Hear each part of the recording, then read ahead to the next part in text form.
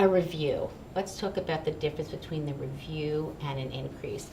A review is a time to not just sit and let the person know all the things that they haven't done properly, because that tends to be the tone often of this conversation.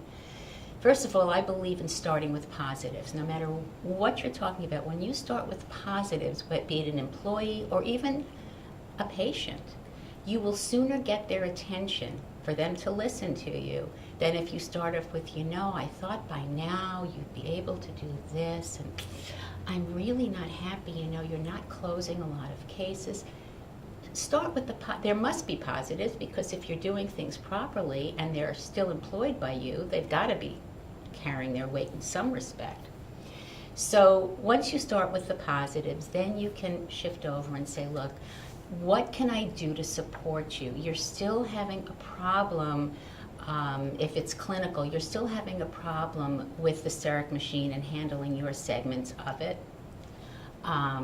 We're still having a problem, Helen, the hygienist, when it comes to discussing treatment that the patient is really necessitating and you're just not getting them to buy into it. What can I do to support you?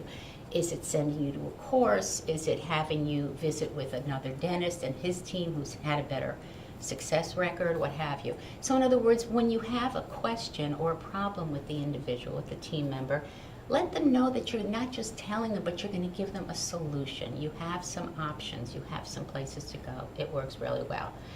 And as far as an increase, increases to me should be just a shocker, just a surprise. Guess what?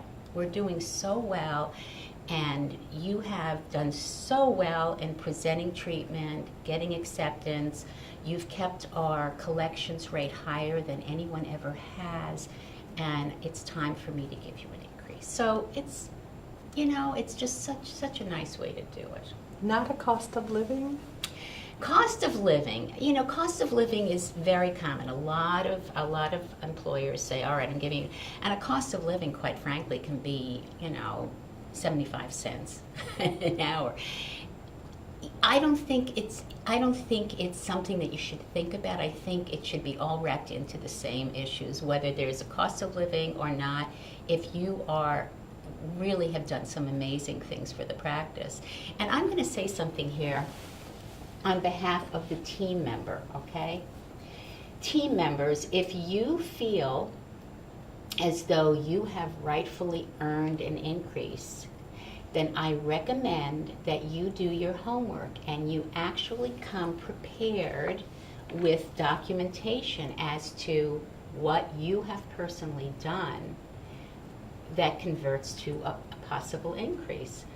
Just going into your dentist or your employer and saying, I haven't gotten an increase in 2 years, I need one, or I want one, or I have to have one. It may be absolutely factual, but you've got to, show them why. This is what I've personally done. And it's very easy for you to pull out this information. If you're a hygienist, you can certainly look at your track record of, the patient's diagnosis and that you followed through on perio and what have you. Front desk, again, if your collection rate is higher than it's ever been, you can show that. So, that's what you do when you present yourself and why you justify an increase.